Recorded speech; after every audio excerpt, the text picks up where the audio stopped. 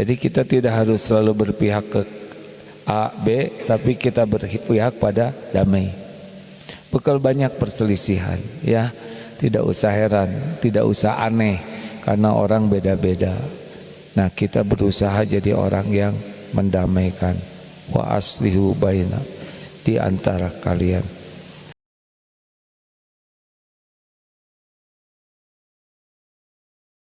Alhamdulillahi rabbil alamin.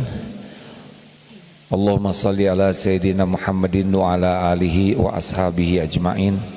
Ya Allah, berkahi majlis ini.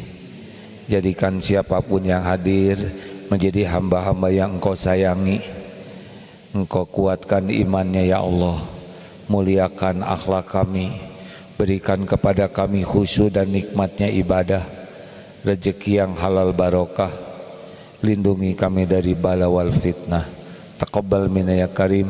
Allahumma inna nas'aluka ilman nafi'an wa rizqan thayyiban wa amalan mutaqabbalan.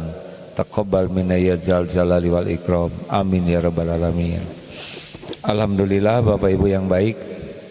Mana tetangga Cung? Alhamdulillah tetangga. Pak Haji kapan pulang? Kamari, Masya Allah. Innalillahi wa inna ilaihi raji'un. Allahumma gfir laha warhamha wa'afiha wa'fu anha. Ya Allah, ampuni, terima amal kebaikannya, lapangkan kuburnya, ringankan hisabnya, jadikan ahlul jannah ya karim. Amin ya rabbal alamin. Alhamdulillah beliau baru pulang haji juga dan orang tuanya wafat. Mudah-mudahan doa kita semua mengantarkan orang tuanya di kuburnya lapang dan jadi ahli sorga. Amin ya rabbal alamin. Sekali lagi mana tetangga Cung? Alhamdulillah nuhun Raden, Masya Allah. Baik Bapak Ibu, kita lanjut ya. Kali ini kita akan membahas surat Al-Hujurat ayat 10, 11, 12. Ini penting karena banyak yang kurang memahami apa yang boleh dan yang tidak boleh. Dalam surat yang ke-10-nya, A'udzubillahi minasyaitonirrajim, innamal mu'minuna ikhwah. Sesungguhnya orang yang beriman itu bersaudara. Jadi mau orang Indonesia, Afrika, mana aja kalau udah punya iman, saudara. Jadi saudara itu macam-macam. Tapi secara intinya ada dua. Satu, bersaudara karena satu turunan Nabi Adam dan Siti Hawa, ya, Adam dan Hawa. Mau Islam tidak Islam sebetulnya saudara seturunan. Dan yang kedua, saudara yang terkuat itu adalah saudara karena iman. Innamal mu'minuna ikhwah. Jadi orang yang beriman itu dimanapun bersaudara. Makanya kalau kita ketemu orang Islam yang beriman ke Allah, itu udah jadi saudara kita. Ada juga saudara kandung secara darah ya. Tapi yang paling kuat, yang ke bawah sampai ke akhirat adalah saudara seiman. Nah, kalau orang sudah meluaskan rasa bersaudaranya, jadi beda hidupnya. Lihat tukang dagang, oh ini teh saudara saya, mending saya beli ke saudara. Beda ya, pasti nggak akan banyak nawar ya. Ini berapaan nih? Cengek berapa sekarang? Nggak usah dipikirin lah, penting mau digayem ya. Ini berapa? 40.000. Ini saudara, bayar 50. Rugi enggak? Yang rugi itu yang nawar. Berapa ini? 40.000. 5.000 ya. Sekarang kita bahas yang lebih dalamnya lagi. Wa aslihu. Jadi kalau ada orang Islam ini bertengkar, 1, 2, nah kita bisa jadi yang ketiga, yaitu yang bagian mendamaikan. Jadi kita tidak harus selalu berpihak ke A, B, tapi kita berpihak pada damai. Bekal banyak perselisihan ya. Tidak usah heran, tidak usah aneh karena orang beda-beda. Nah, kita berusaha jadi orang yang mendamaikan. Wa aslihu baina, di antara kalian. Nah, yang ayat 11-nya nih, ini mulai larangan ya ayyuhalladzina amanu. Sebentar ya. Wahai orang-orang yang beriman, ini hanya kepada orang beriman jadinya. Kalau kurang iman gak kena nih yang tidak beriman. Ya ayyuhalladzina amanu la yaskhar qaumum min qaumin asa ayyakunu khairum minhum. Wahai orang-orang yang beriman, janganlah satu kaum mengejek dilarang. Janganlah satu kaum, sekelompok mengejek, menghina, meremehkan kaum yang lain, sesama beriman ini ya. Hanya karena penampilannya, karena hartanya, karena gelarnya, karena casing lah, enggak boleh. Karena boleh jadi yang diejek itu khairum minkum, lebih baik daripada yang mengejek. Wala nisa, wahai wanita. Ini tegas nih, mak kelihatannya lebih sensitif dalam ejek mengejek ini. Ini bukan kata saya nih hadirin ya. Wahai wanita, wala nisa min nisa'in asa ayyakunna khairum minhun. Wahai, dan jangan pula wanita mengejek, mengolok-ngolok, merendahkan, menghina wanita yang lain, karena boleh jadi yang dihina itu lebih baik di sisi Allah. Mungkin tahajudnya lebih bagus, air mata tobatnya lebih banyak, sangat mengurus kepada anaknya, sangat berbakti ke orang tua. Kita tidak tahu kedudukan seseorang di sisi Allah. Kita menghina, ternyata orang itu dicintai Allah, celaka kita. Jadi bagaimana cari 1001 alasan untuk menghormati orang lain. Kayak gini nih, saya lihat bapak-bapak ini masih muda, oh dosanya lebih sedikit. Mana tadi yang agak tua deh. Nah, itu udah tua berarti amalnya lebih banyak gitu. Tapi itu tuh ada yang bikin dosa. Siapa tahu dosa itu yang mengantarkan tobat nasuha. Tapi itu kayaknya ilmunya dikit. Mungkin ilmunya dikit tapi amalnya yang ada ikhlas. Si bapak itu mah tua-tua gak bisa ngaji. Mungkin sambil belajar ngaji sambil tobat. Kita sambil ngaji sambil ujub. Makanya udahlah, cari 1001 alasan untuk tidak merendahkan orang lain. Teruskan jangan. Terus mana lagi tadi sampai terus sambil nyari. Nah, wala talmizu anfusakum, janganlah kamu mencela dirimu sendiri. Artinya gini, jangan suka mencela orang lain, karena kalau kita mencela orang lain, dia jadi mencela kita. Kalau ada perbedaan pendapat, ini mak-mak, bapak-bapak, kan umat Islam teh banyak. Kalau ada perbedaan pendapat, bagaimana kemarin caranya? Satu, kalau ini kunut, ini tidak kunut, ini bismillahnya dijaharkan, ini terdengar pelan. Di Masjidil Haram kunut tidak? Tidak. Di sini yang banyaknya Imam Syafi'i kunut ya. Jadi gimana kalau ada perbedaan pendapat? Jangan banyak komentar. Pertama kita nggak ngerti ya. Mau diomongin juga ngomongin apa? Lebih baik diam. Oh, nah itu mah kunut, no itu kunut. Badai belajar lah. Yang kedua, belajar. Jadi kalau ada perbedaan pendapat tuh jawabannya adalah apa? Belajar. Kenapa ini kunut? Kenapa ini enggak kunut? Kenapa ini pakai sayyidina? Kenapa ini enggak? Kenapa ini bismillahnya keras? Kenapa yang ini kok pelan bismillahnya? Kalau udah belajar kita jadi ngerti. Jadi bukan berdebat tapi belajar. Jelas Pak? Jangan dulu mengomentari sesuatu yang kita tidak tahu. Nanti jadi punten ya. Ini tadi pagi sedang mau muhasabah. ini tidak menyalahkan siapapun ya. Biasanya muhasabah itu kan enaknya lagi gelap. Terus saya berbisik ke panitia, kalau bisa lampu luar itu agak digelapkan supaya tidak silau dan bisa lebih khusyuk. Maka yang terjadi adalah bray, jadi kayak diskotik ya kan. Aduh, saya udah istighfar lagi, astagfirullah. Lagi bray tenu ini yang Allah. Itu rada emosi itu. Ini teh gimana dan gak berhenti pindah sana mati lagi yang naik itu ya Allah. Kalau nggak ingat ini ujian ya, tadinya mau keluar saya teno, tapi harus husnudon, niatnya baik. Masalahnya apa? Saya cari tadi siapa ini yang lampunya mati. Itu saya nyuruh kepada seseorang, mana panggil.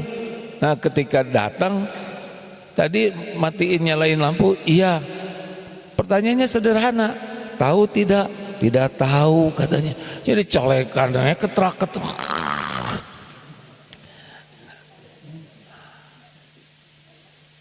Ingat ada hadis, jikalau satu urusan diserahkan kepada yang bukan ahlinya, fantazirus sa'ah, tunggulah kehancurannya. Untung ini bukan masalah bom ya kan. Coba ceritanya bom atau naon itu beleduk ya kan. Nah itu pelajaran hadirin ya, betapa segala sesuatu tuh harus oleh ahlinya. Dan kalau nggak tahu ya ngomong nggak tahu, jangan ceklak cekluk. Makanya segitu banyaknya pilihan ceklak cekluk. Kita beres muhasabah baru selesai mati lampunya. Ya itu pelajaran. Dan yang tahu kalau udah lihat ceklak-cekluk begini, aktif, jangan diam aja ya. Nah ini bukan ambek kapegung hadirin, tapi informasi supaya tidak berulang ya. Ini teh nyambung nggak dengan hadis yang tadi ya? Lalu wala tanazalu bil alqab. Dan janganlah kamu memanggil dengan gelaran-gelaran buruk. Ini nggak boleh Pak. Hei Nud, hei Bu Citrek, pet bun, apa pet bun, pendek buntet, nggak boleh. Hei Hideng, Hajar Aswad, nggak boleh. Apalagi nyebut Hajar Aswad, nggak boleh. Dulu udah ada panggilan yang jelek tuh, namanya apa tuh dulu zaman pemilu zaman dulu tuh, kampret dengan apa, cebong dengan kampret ya. Ini tidak boleh dalam Islam. Tapi kan udah damai, jadi kecepret katanya. Nggak boleh, nggak boleh, nggak boleh memanggil si bodoh, si malas, si nggak nurut. Tidak boleh pakai panggilan yang buruk. Apalagi orang tua ke anak bisa diijabah. Mana tahu si bodoh ka dia diijabah jadi blow on. Nggak boleh, tidak boleh. Apalagi pakai nama binatang. Nyet non bro, nggak boleh. Itu tidak boleh dalam Islam.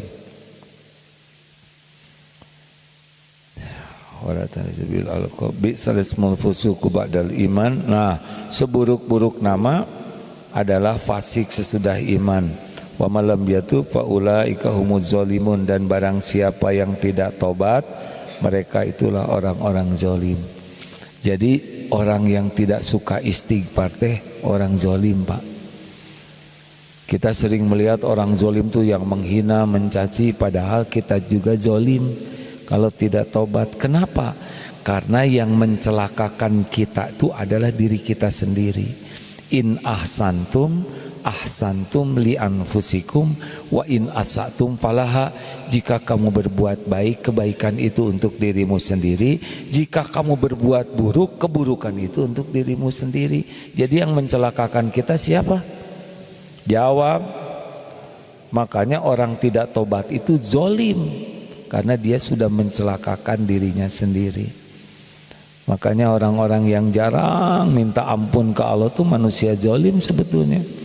Karena setiap dosa yang kita lakukan dilihat Allah tidak, dicatat tidak, ada balasannya tidak. Siapa yang bakal memikul balasan dari keburukan kita? diri kita sendiri. Nah makanya kalau kita dalam kesusahan, kepahitan, ada yang menghina, ada masalah apapun, ingat tuh bahwa semua kepahitan ini diundang oleh siapa? Diri kita sendiri. Jerawat misalkan, naon itu jerawat, itu kuman wungkul, kuman teh sanes abdi. Saya mah cuma diperintahkan ku Allah. Ketombe misalkan izin Allah bukan? Kenapa Allah ngirim ketombe di kepala kita? Jarang kuramas betulnya dong. Halo? Nah kalau ada apa-apa ingat ini teh dosa. Apa dalilnya? Asyura ayat 30 ya. Wa ma asobakum min musibatin fabima kasabat aidikum wa ya'fu an katsir. Musibah apapun yang menimpamu adalah karena perbuatanmu sendiri. Jadi setiap dosa yang kita lakukan, ngomongin orang, Allah dengar tidak kita lagi ngehina orang? Jawab. Allah lihat tidak? Ada balasannya tidak? Ada, pasti, tunggu aja nanti ya. Apakah dalam bentuk kita dihina lagi? Apakah dalam bentuk sakit gigi, cenut, ada balasannya. Atau misalkan ada genteng jatuh, jegret kena, bisa itu. Nah Allah teh meni galak begini, ya kan semua itu diundang oleh dosa. Ya paling aman kalau kita tidak mau banyak musibah, jangan banyak maksiat. Kalaupun udah terjadi, segera tobat. Makanya orang yang jarang istighfar tuh pasti ribet hidupnya tuh Pak. Ada aja. Giliran ke toilet kejepit pintunya. Ya, pas masuk ke toilet gayung tidak ada. Kan stres sekali Pak ya. Pas masuk ke toilet kuncinya nggak ada tuh, ngajegang begitu ya. Repot lah, banyak musibah. Makanya kalau kurang tobat itu siap-siap aja. Banyak sedih, banyak gelisah, banyak urusan yang tidak kita harapkan. Makanya kalau ingin selamat, banyaklah tobat. Begitu? Yang ayat 12-nya, ya ayyuhalladzina amanu tanibu katsiran minadz-dzann inna ba'dadz-dzanni ism. Hai orang-orang yang beriman, jauhi prasangka, kebanyakan dari prasangka. Istanibu katsiran minadz-dzann. Jadi ada suudzon namanya prasangka buruk, ada husnuzon berprasangka baik. Yang dilarang itu berprasangka buruk, suudzon. Ada yang memang kita harus waspada. Tetapi secara umum yang enak dalam hidup itu adalah husnuzon kepada orang beriman. Misal ini sudah sering disebutkan, datang bapak-bapak bau rokok. Iya, aki-aki itu tukang ngerokok, gak boleh gitu. Husnuzon, si bapak teh mungkin baru dari ruangan yang penuh asap rokok, gitu. Padahal gak ngerokok, ya. Tapi asap. Janji jam 6. Jam 6 belum datang, husnuzon. Siapa tahu sudah di perjalanan tapi mungkin bannya meletus, atau mungkin nolong orang. Pas udah datang teh, bagaimana? Kok ada apa di jalan? Kok datang jam 6:30? Ketiduran. Kita udah baik sangka, ternyata ketiduran. Bagaimana? Baik sangka lagi. Siapa tahu ini merupakan ketiduran yang terakhir kalinya. Oh itu menyesal. Maksudnya dia sesudah ini jadi disiplin. Iya. Jadi berbaik sangka enak, baik sangka. WA udah contreng 2 biru di atas online, belum jawab, gimana? Berbaik sangka, mungkin lagi sibuk. Kita juga kalau lagi sibuk udah baca nggak sempet balas ya. Atau sudah balas tapi belum send, lupa, perasaan udah dikirim. Berapa kali kita juga begitu, benar? Udah beres-beres, tiba-tiba datang merah yang ada tanduknya itu. Kenapa nggak dibalas? Misalkan, udah tapi lupa send. Atau sudah send tapi kuota habis. Mending berbaik sangka. Kalau ingin bahagia, berbaik sangka. Gimana kalau kita berbaik sangka ternyata orang itu berniat jahat? Allah tahu. Siapapun yang mau berbuat jelek, tidak ada yang tersembunyi. Nanti kalau kita baik sangka karena Allah, kalau dia emang jelek, Allah akan tampakkan. Dengar hadirin ya, tidak ada yang bisa menahan kalau Allah mau menampakkan sesuatu. Betul? Jadi kalau dibuka oleh Allah, kebuka. Mati-matian kita nutup, kalau Allah buka, buka aja. Tapi kalau Allah menutup, tidak ada yang bisa ngebuka. Maaf ya, ini mengulang cerita. Ada seorang mantan artis hijrah dan beliau sedih sekali karena tayangannya sebelum hijrah ada terus. Saya sudah minta ke TV supaya nggak ditayangkan, tapi masih ada, saya malu. Tahu caranya supaya tayangan itu nggak ada? Tobat. Kalau Allah menutup, nggak ada yang ngebuka. Sama seperti kita kan dihargai orang karena Allah menutup, benar? Kalau dibuka aib, tutung ini ya. Bapak ijazahnya asli nggak? Misalkan saya teh udah niat nggak ngomong ijazah, astagfirullahaladzim. Udah cup ya, terlintas aja ijazah itu. Oleh karena itu pelajarannya ya dari bab ijazah itu, kalau Allah mau ngebuka mah susah. Kalau ijazah di piagam ya. Bapak Ibu yang baik, nah kan bapak ini sebetulnya dihargai istri karena istri nggak tahu kan kelakuan om yang aslinya ini ya. Nah, halo, benar? Nggak bisa diapa-apain Pak selain tobat. Kalau Allah mau nutup, tinggal dibuat aja semua pikiran orang, nggak mau ngebuka. Kalau Allah mau menghapus, hapus aja, nanti ada jalannya ya. Innama amruhu idza arada syai'an ayyaqula lahu kun fayakun.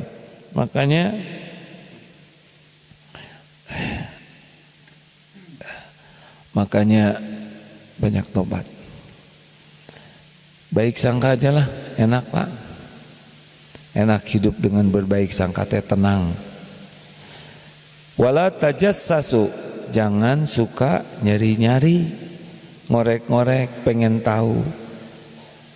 Bu, ibu, mana yang bisa membuat ibu tenang? Tahu kejelekan suami atau tidak tahu kejelekan suami? Atau kenapa nyelidiki terus? Tenang Pak, ini bukan demi kepentingan Bapak, tenang ya Pak. Mendingan tidak tahu asli, mendingan tahu atau tidak tahu tetangga nyicil etatah kulkasan. Mending tidak tahu Pak. Kalau tahu teh jadi kotor hati, asli Pak. Saya dengar dulu Syekh Ali almarhum, semoga Allah merahmati beliau. Ada yang datang, Syekh, itu ada tetangga yang di dekat saya itu, orang yang kenal saya itu ternyata ngejelek-jelek. Saudara mau apa ini? Mau silaturahim atau mau ngomongin orang? Silaturahim Syekh, sambil ngasih tahu. Oh enggak, jangan.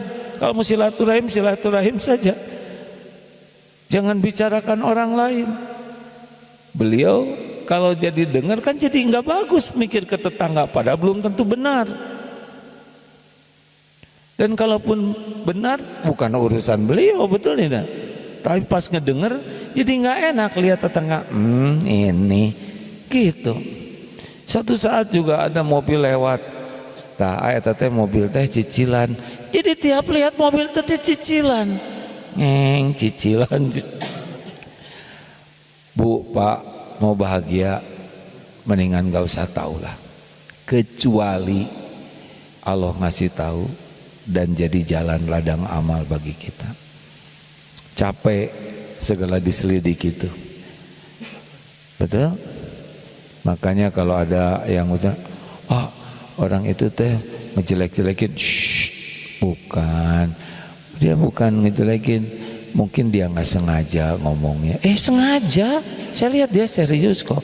Ya mungkin dia udah lupa. Belum lupa, barusan ketemu.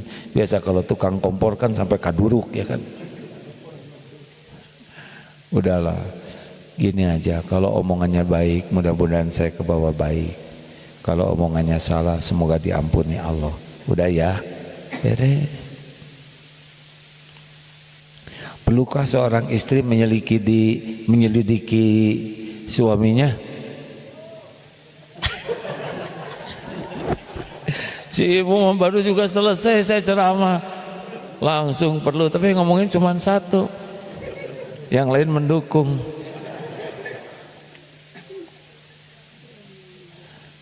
Kalau boleh milih ya, mendingan tidak tahu kejelekan pasangan hidup kita, tapi jadi baik, daripada kita tahu jadi liar dan tetap liar, ya kan? Benar? Siapa di antara kita yang tidak punya aib dan kesalahan? Kalau tiap kesalahan suami, kesalahan istri kita tahu, pusing kita ini. Betul? Mendingan berbaik sangka sajalah, doakan kebaikan. Gak usah suka ngebuka-buka HP orang lain ya. Kalau suami buka HP, ibu tutup aja matanya. Bapak juga gak usah lah, kecuali yang memang jadi kewajiban. Misalkan Allah udah memperlihatkan ya, nah kita jadi tahu, nah kita selesaikan baik-baik urusannya. Tapi kalau belum tahu, udahlah, mending keneh kita tidak tahu tapi jadi baik. Benar? Kan yang penting kan jadi baiknya, bukan jadi taunya. Lanjut. Wala tajassasu, jangan suka ngorek-ngorek. Kerjaan saya intel bagaimana? Misalkan ini ada intel ke sini, ya tobat ya kan, luruskan niat. Tugas dari komandan, ini intelin Agim. Nah di jalan ganti niat, saya mau belajar ngaji, gitu aja. Lapornya gimana? Ya laporkan ceramah ini. Ini ceramahnya komandan, bahwa komandan harus tobat. Kan jadi bagus.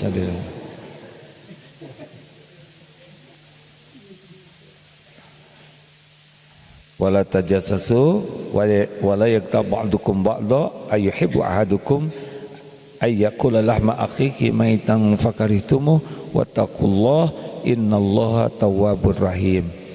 Nah ini nih yang gawat nih, janganlah menggunjing gibah. Apa definisi gibah? Gibah itu mengatakan sesuatu tentang seseorang yang kalau orang itu tahu dia tidak suka. Kalau suka bagaimana?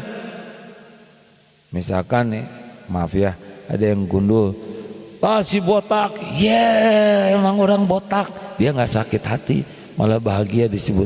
Tapi dia tersinggung kalau dia gundul disebut si gondrong. Nah ini nggak. Ibu bapak, kalau orang yang diobrolin itu tidak suka, tapi benar, kalau benar gibah, kalau tidak benar fitnah. Jadi dua-duanya tidak baik. Udahlah, nggak usah ngomong segala diobrolin. Apa dosanya? Ayyuhibbu ahadukum ayyakula lahma akhihi maitan fakarihtumu. Dosa orang gibah itu seperti kanibal, pemakan daging mayat saudaranya yang sudah meninggal. Jadi ada saudara meninggal, nah mayatnya tuh dimakan oleh dia. Itu dosanya gibah, sangat hina, sangat jahat, sangat nista. Orang yang suka gibah bisa bangkrut, pahala dia dikasihin kepada yang dia gibahin. Kalau habis pahalanya, dosa orang yang digibahin dipikul oleh orang yang suka gibah. Masih ingat dulu cerita ada orang Surabaya yang datang ke Darut Tauhid. Saya dari Surabaya. Oh ya Bu, ada yang bisa dibantu? Saya mau minta maaf. Loh, datang minta maaf kan baru kenal. Iya saya ngakulah dulu saya benar, itulah ngomongin Allah gitu. Oh nggak ada masalah Bu, saya medang nggak sakit hati, nggak apa-apa.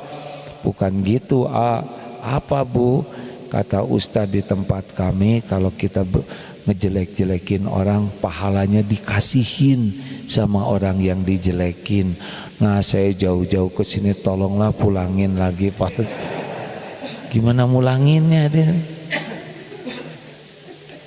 Makanya kalau ada bapak ibu yang rajin ngejelek-jelekin orang tuh luar biasa banget itu.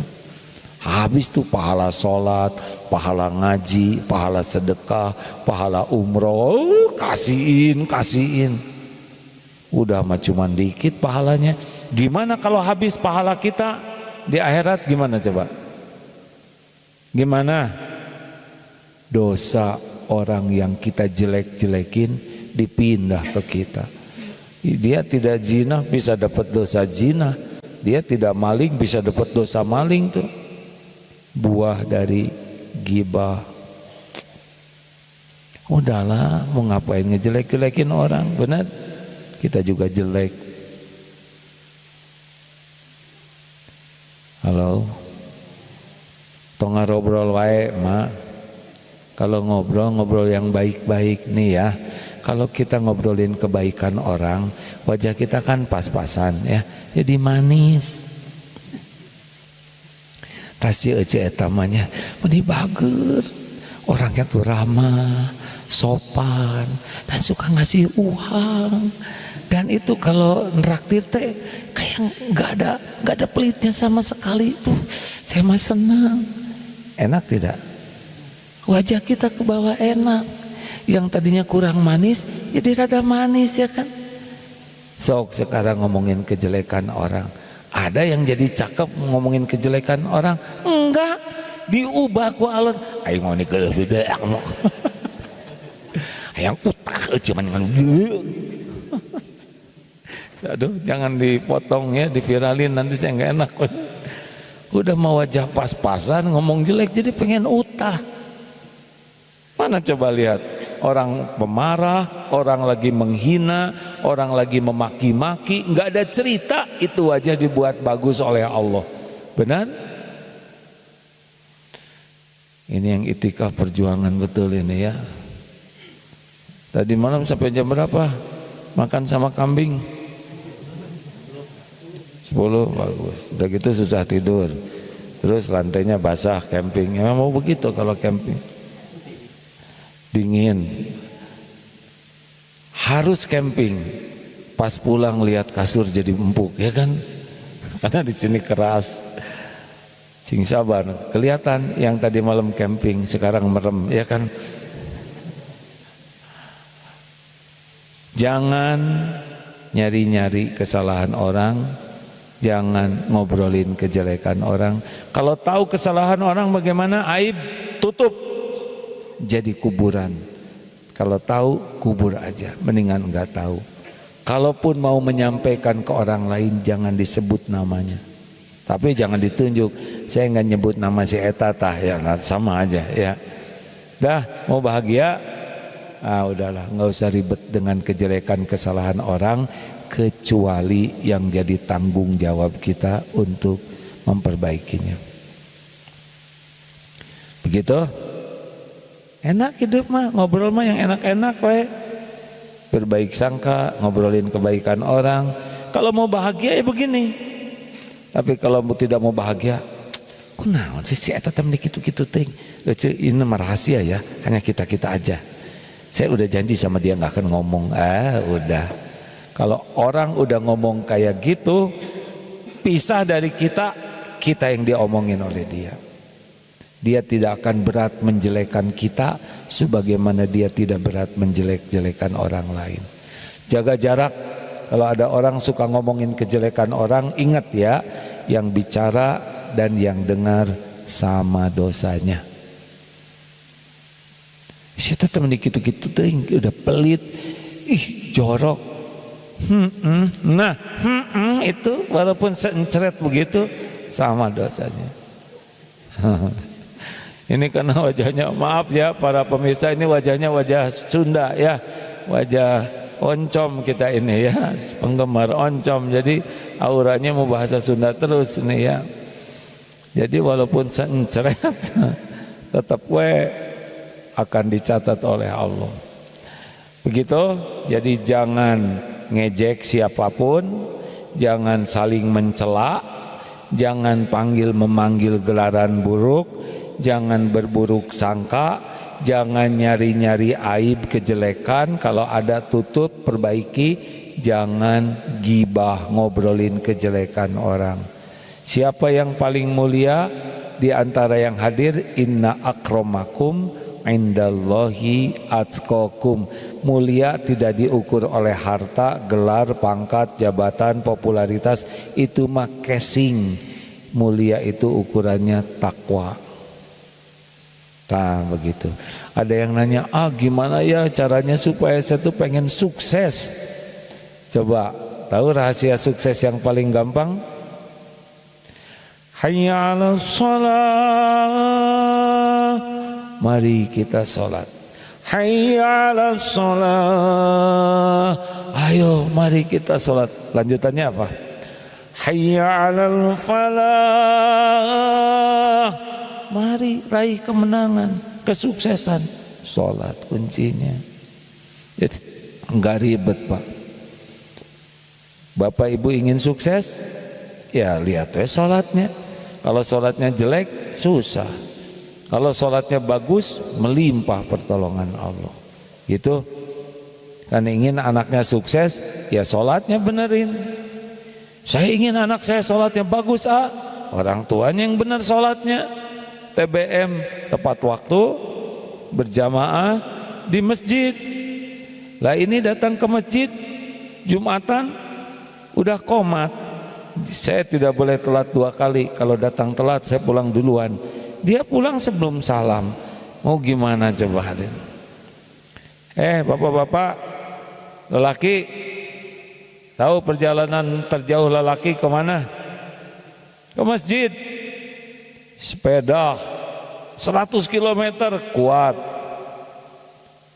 jogging, lari 40 km kuat, ke kantor kuat, ke luar negeri kuat, ke masjid 100 meter ngoyoan dona tuh hadirin, enggak kuat. Kalau kita sholatnya kejaga, Allah ngejaga urusan kita lainnya, karena sholat itu komplit. Dari niat, takbir, tahmid, tahlil, tasbih, al-fatihah, ayat Quran, ada syahadat, ada solawat, ada sujud, ada ruku, ada doa di antara 2 sujud, yang semua keperluan kita terangkum dalam doa di antara 2 sujud. Tapi kan kita nggak sadar lagi doa, benar? Jadi kalau sholat bagus diijabah, beres Pak, Rabbig firli, ditutup dosa kita, diampuni. Udah Rabbig firli apa? Warhamni, disayang. Kalau udah dapat rahmat Allah, kita berkat barokah Pak. Orang itu tidak selamat masuk surga dengan amalnya, tapi kita bisa masuk surga dengan warhamni, berikan rahmat kepada saya. Udah warhamni apa? Wajburni, cukup. Allah tahu semua keperluan kita, keinginan kita. Kalau Allah cukupi, udah beres Pak. Kita mah tidak penting jadi orang kaya. Yang penting tiap perlu, bukan ada, cukup hadirin. Ada juga nggak cukup mah stres. Iya kan? Sepatu banyak, nggak ada yang cukup. Nomor 20 unggul, nyengir. Wajburni, warfa'ni, minta diangkat derajat. Artinya apa? Orang yang diangkat derajat oleh Allah tuh dicegah melakukan perbuatan hina. Kita jadi susah maksiat, susah melakukan perbuatan buruk, karena Allah ngangkat derajat dengan kemuliaan. Udah gitu apa? Warzuqni, Allah tahu apapun yang terbaik bagi kita. Semua rezeki milik Allah. Memberi, ngambil, melapangkan, menyempitkan, mengadakan, meniadakan, itu Allah yang mengatur. Gak usah takut. Takut sholatnya gak benar, sholatnya bagus, rezeki pasti datang. Gak ada keraguan sama sekali. Dipilih nanti yang halal barokah, rezeki yang tidak menjadi masalah, malah menjadi kebaikan. Terus apa lagi? Wahdini, petunjuk. Ini bicara ini kalau nggak dikasih petunjuk oleh Allah bisa ngawur, Pak. Ngambil keputusan ngawur, nyekolehkan anak kita nggak tahu mana yang terbaik, kerjaan nggak tahu. Kalau ditunjuki oleh Allah gampang urusan itu. Kayak ada sekarang Google Map atau Waze gitu ya. Kalau ada petunjuk kan gampang, betul tidak? Hidup ini susah atau mudah tuh tergantung ditunjuki tidak oleh Allah. Milih jodoh buat anak pusing, kerjaan kalau ditunjukin mah gampang aja Pak. Apalagi wa'af ini ingin diberikan keselamatan, selamat dari penyakit, selamat dari kejahatan. Kita tidak tahu nih apa yang akan terjadi keluar dari sini. Tidak tahu di tenda ada ular atau tidak. Wah, jadi nggak mau masuk ya kan. Kita tidak tahu, bisa terpeleset. Udah ini kan trekking ya. Kita tidak tahu, tapi kalau kita minta keselamatan, semua yang akan terjadi Allah sudah tahu. Dan mudah bagi Allah memindahkan dari celaka menjadi selamat. Makanya luar biasa pentingnya tuh, minta diselamatkan. Terakhir, wa'fu anni. Apa bedanya Rabbighfirli dengan wa'fu anni? Kalau yang ini ditutup, kalau yang ini dihapus. Seperti jalan di padang pasir dihempas angin, habis jejaknya. Makanya Bapak Ibu kalau nggak bisa dibongkar dosa dan aib kita, wa'fu anni. Doa Allahumma innaka afuwun tuhibbul afwa wa'fu anni. Nah itu tuh nggak bisa dibongkar apapun kalau udah dicabut sampai ke akar-akarnya. Ada pertanyaan silakan. Para pemirsa yang budiman di seluruh penjuru bumi, karena ceramah bisa disaksikan kemana-mana. Ini adalah masjid Blue Mosque, artinya masjid Bulau ya, masjid biru. Hari ini pekan pertama, setiap pekan pertama subuh dan muhasabah ada di masjid ini insya Allah. Kemudian nanti jam 10 di Masjid Eko Pesantren 1. Ini Eko 2 nih, Eko Pesantren 2. Nanti kayak jam 10 biasanya di sana. Kalau pekan kedua itu di Istiqlal, paginya di BSD, siangnya jam 10 di Istiqlal. Ini yang secara syariat ngunci pekan pertama dan pekan kedua. Kalau pengajian yang rutin di mana? Di Geger Kalong malam Jumat, kajian Ma'rifatullah. Nah ini yang hadir siapa? Ya ini ada tamu campingers ya. Mana yang campingers? Waduh ya, ini wajah-wajah petualang. Tahu petualang? Makan tulang. Astagfirullah, sia-sia. Ada berapa puluh tenda nih ya, campingnya di sana ada camping ground. Selebihnya ada tetangga. Mana tetangga ngacung lagi? Ya itu 2, 3, ya 160 lah ya. Kok ngepas? Karena bungkusannya 160. Nah ada juga pesantren kilat. Jadi kalau pekan pertama teman-teman mau datang ke sini ya silakanlah di sini ya. Alhamdulillah. Ada pertanyaan tidak? Nah gitu ya, jangan suka mempersulit orang lain. Sok boleh nanya. Luar biasa bijaksana sekali. Kalau gitu ditambah aja ilmunya ya. Kita pasti menghadapi situasi ini ada yang nanya, gimana salah satu obat supaya tenang kalau ada masalah? Dengar, ada satu kata kunci. Hujan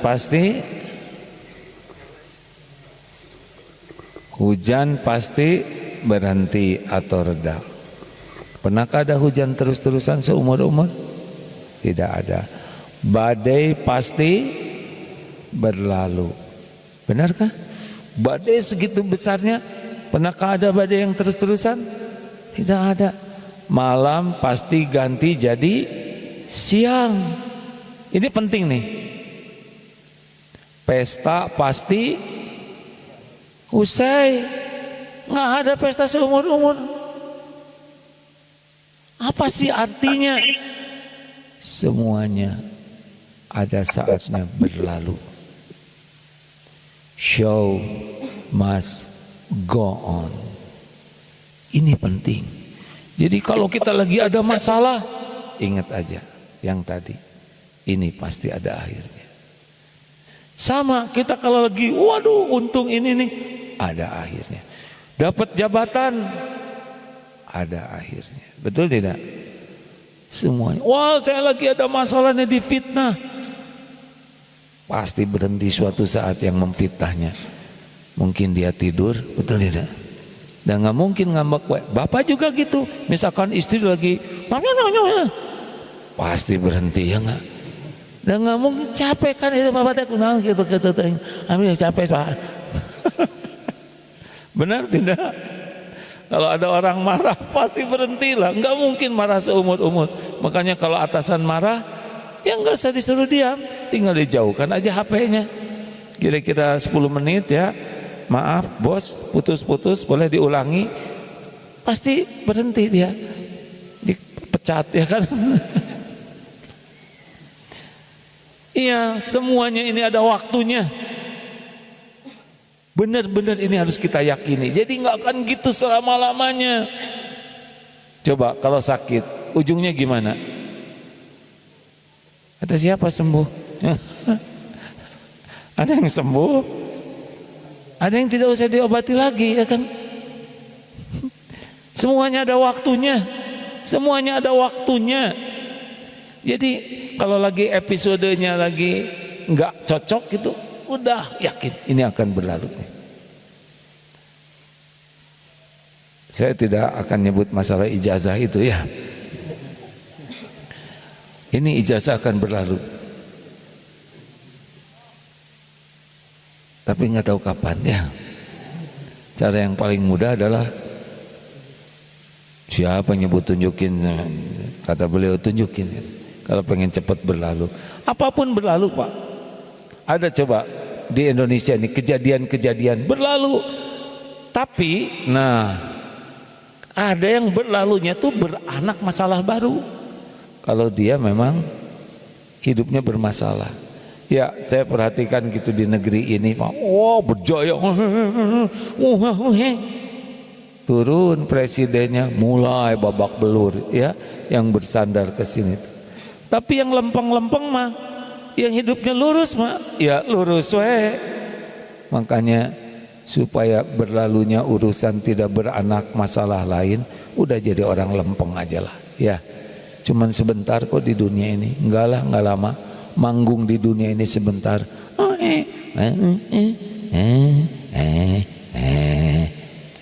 Nah, gitu. Lihat Istana Negara ya. Dulu Belanda jauh-jauh, wow, berapa lama tinggal di istana itu, maut semuanya. Datang Jepang,